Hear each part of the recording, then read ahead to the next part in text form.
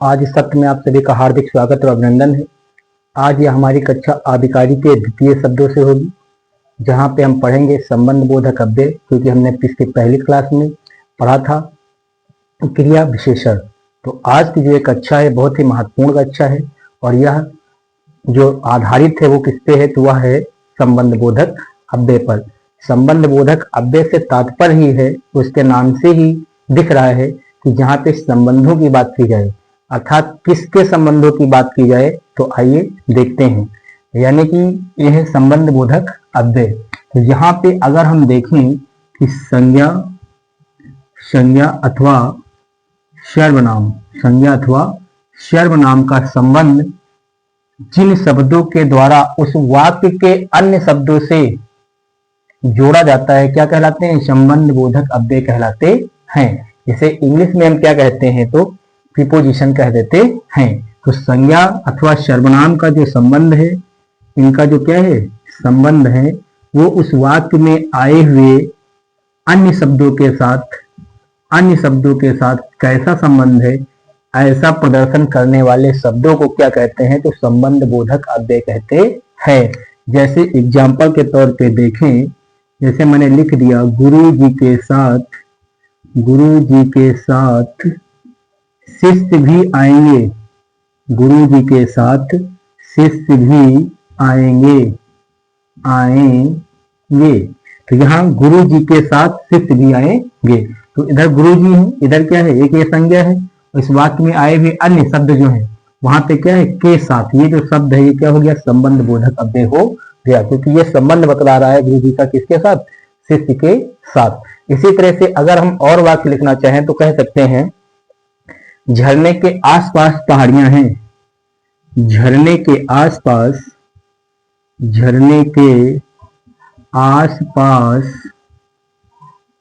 पहाड़ियां हैं।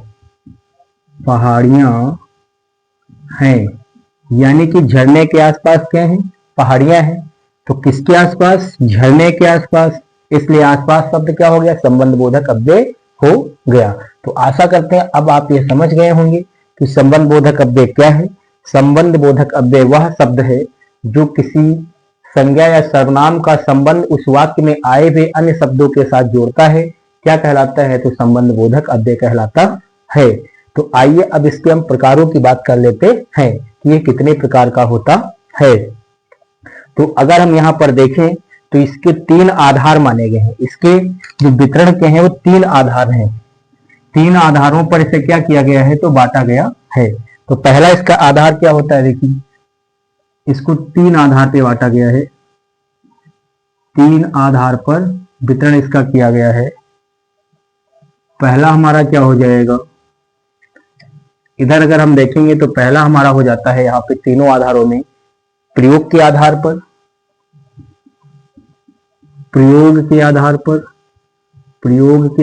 पर, इसी तरह से दूसरा हमारा यहाँ पे हो जाएगा, पहला हो गया हमारा प्रयोग के आधार पे, दूसरा हो जाता है अर्थ के आधार पर। किसके आधार पे, तो अर्थ के आधार पर। और जो तीसरा होता है वो हमारा होता है उत्पत्ति के आधार पर। तो प्रयोग के आधार पे अगर हम देखें तो ये 2 तरह का होता है। पहला होता है ससंबद्ध और दूसरा होता है असंबद्ध। यानी कि पहला क्या हो गया, संबंध बोधक अव्यय, संबंध बोधक अव्यय,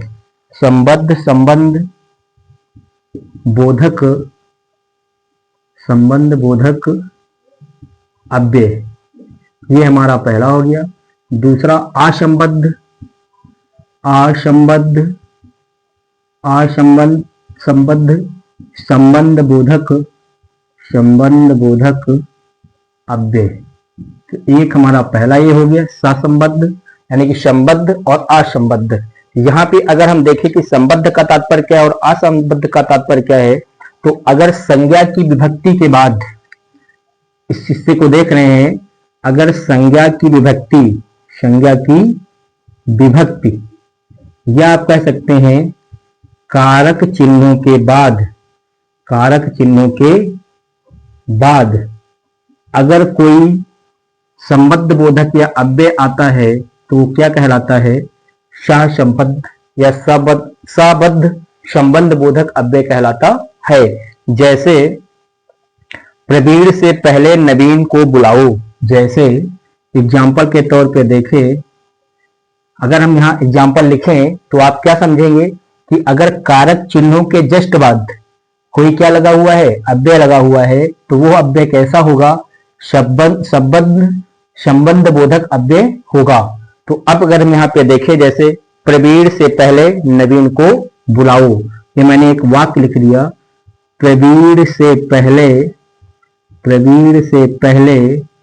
नवीन को बुलाओ, नवीन को बुलाओ, ये मैंने लिख दिया। तो यहाँ पे आप देखेंगे प्रवीण क्या है? संज्ञा, संज्ञा के बाद क्या है? कारक चिन्ह, कारक चिन्ह के बाद क्या लगा है? पहले। ये पहले क्या हो गया हमारा? संबंध बोधक अव्यय हो गया। इसलिए ये कैसा है? जब संज्ञा या विभक्ति के बाद लगा होगा तो इसलिए क्या बन जाएगा? तो ये बन जाएगा हमारा संबंध बोधक अव्यय बन जाएगा। इसी प्रकार से संबंध बोधक अव्यय को अगर हम देखते हैं तो अगर संज्ञा के विकृत रूपों के बाद, यहां पे क्या होता है? संज्ञा के विकृत रूपों के बाद, संज्ञा के विकृत रूपों के बाद अगर कोई क्या आता है? हमारा अव्यय आता है। क्या आता है? अव्यय आता है, तो वो क्या कहलाता है? संबंध बोधक अव्यय या संबंध बोधक अव्यय कहलाता है। तो यहाँ पे अगर हम देख लें कि उदाहरण क्या होगा हमारा, तो जैसे भाई मुट्ठी भर चावल को तरसते हैं, या एक सरल एग्जाम्पल लिखें, नेताओं सहित कर्मचारी गिरफ्तार किए गए। अगर हम लिख दें नेताओं सहित कर्मचारी गिरफ्तार किए गए, यानी कि नेताओं सहित कर्मचारी गिरफ्तार किए गए। तो यहाँ पे आप देखेंगे ये संज्ञा है, लेकिन यहाँ पे कारक चिन्हों का उपयोग नहीं हुआ है। तो कारक चिन्हों के बिना जब ये कोई अव्यय आता है तो क्या कहलाता है? असंबद्ध संबंध बोधक अव्यय कहलाता है। तो ये हमारा क्या हो गया? असंबद्ध संबंध बोधक अव्यय हो गया। अब यहीं पे अगर हम और देख लें कि एक जो अर्थ के आधार पर है हमारे, ये कैसे कैसे होते हैं? तो अर्थ के आधार पे कई प्रकार के होते हैं।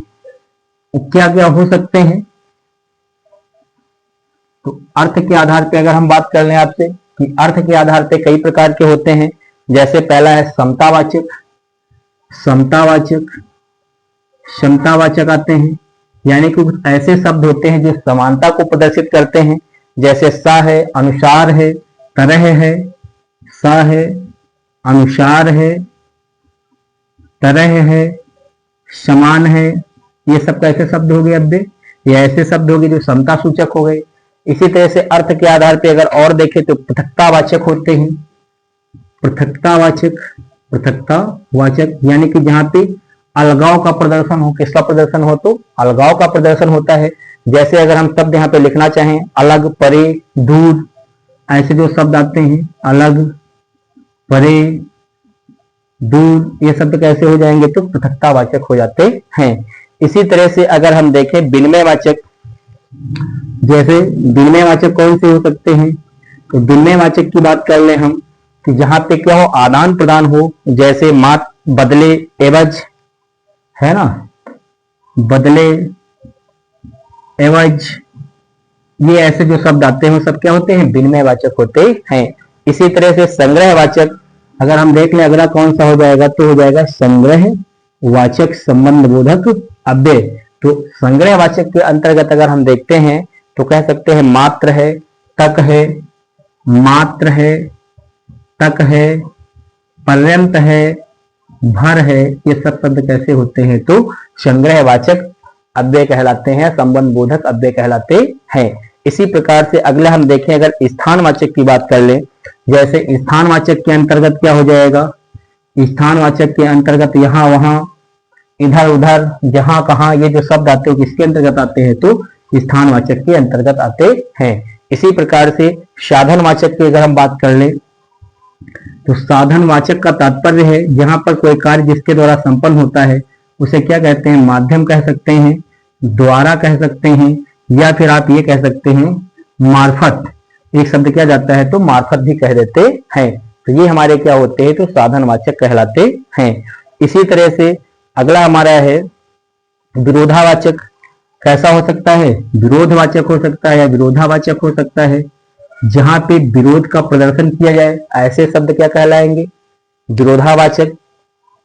संबंध बोधक अव्यय कहलाते हैं। जैसे अगर एक आ शब्द हम लिखना चाहें तो विरुद्ध है, खिलाफ है, खिलाफत है ना, तो ये खिलाफ शब्द हो जाएगा, विरुद्ध हो जाएगा, विरुद्ध शब्द हो जाएगा, तो ये हमारा क्या बन जाएगा तो विरोधवाचक शब्द बन जाता है। इसी तरह से अगले अगर हम देखें तो कह सकते हैं यहाँ पे तुलनावाचक। तुलनावाचक भी हो सकता है। तुलनावाचक का तात्पर्य जहां पे दो संज्ञाओं में, सर्वनामों में, दो शब्दों में क्या हो, तुलना का प्रदर्शन किया जाए। जैसे यहाँ पे अगर हम देख लें, आगे, मुकाबले, सामने, आगे, मुकाबले, मुकाबले और क्या हो जाएगा, सामने। तो ये हमारे शब्द कैसे हो जाएंगे, तो ये हमारे हो जाएंगे तुलनावाचक। इसी तरह से अगर और हम देखना चाहें तो आप कह सकते हैं कालवाचक। कैसा हो सकता है, अर्थ के आधार पे। एक होता है कालवाचक, तो कालवाचक का तात्पर्य क्या हो जाएगा, जहां पे ऐसे शब्द जहां पे जिन शब्दों के आधार पे समय का प्रदर्शन किया जाए वैसे शब्द क्या कहलाते हैं तो कालवाचक कहलाते हैं। इसी तरह से और अगर हम देखें हेतुवाचक और कारणवाचक, ये सब क्या होते हैं तो अर्थ के आधार पे अव्यय पाए जाते हैं। अव्यय का भी एरिया बहुत बड़ा है तो इसे याद कर पाना संभव नहीं है, इसलिए आपको क्या है इन शब्दों को याद रखना है। ये जहां पे भाव निकलते होंगे ऐसे शब्दों को पहचान के आप तुरंत अपना आंसर टिक कर लेंगे, क्योंकि वहां पे केवल ये पूछा जाता है कि निम्न में से कौन सा शब्द कैसा अव्यय है, क्योंकि प्रीपोजिशन दुनिया का सबसे बृहद टॉपिक माना जाता है।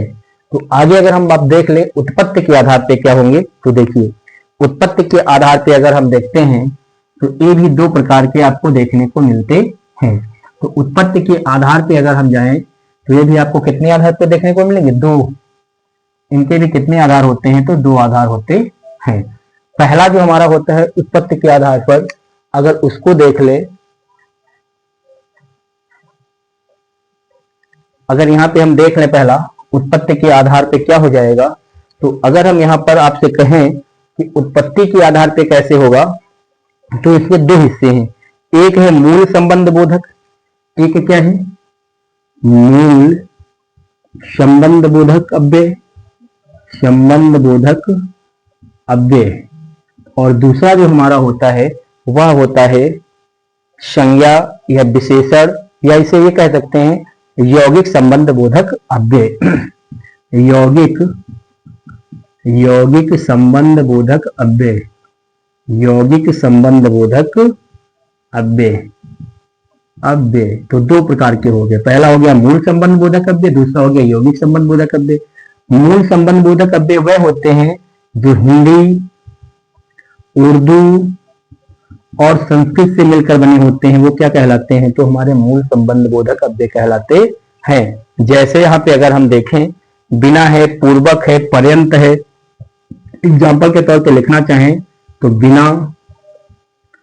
बिना हो गया, पूर्वक हो गया, पर्यंत हो गया, ये जो शब्द हैं कैसे हो गए हमारे मूल संबंध बोधक अव्यय कहलाते हैं। यानी कि जो हिंदी भाषा, उर्दू भाषा और संस्कृत भाषा से संबंध रखते हैं वो सब के सब क्या रखते हैं, मूल संबंध बोधक अव्यय कहलाते हैं। यौगिक संबंध बोधक अव्यय का तात्पर्य है कि ऐसे अव्यय जो संज्ञा, सर्वनाम,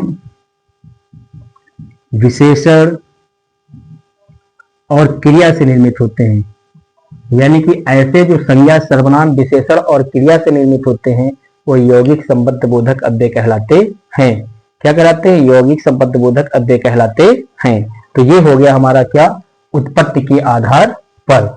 अब अगर हम जाएं तो एक नोट डाल के अगर यहाँ पे हम देख लें कि एक इंपॉर्टेंट फैक्ट संपूर्ण पाठ को पढ़कर क्या निकला, तो यहाँ पे आप देख सकते हैं कि जो अव्यय होते हैं, संबंध बोधक अव्यय होते हैं, उनका प्रयोग हम तीन तरह से करते हैं।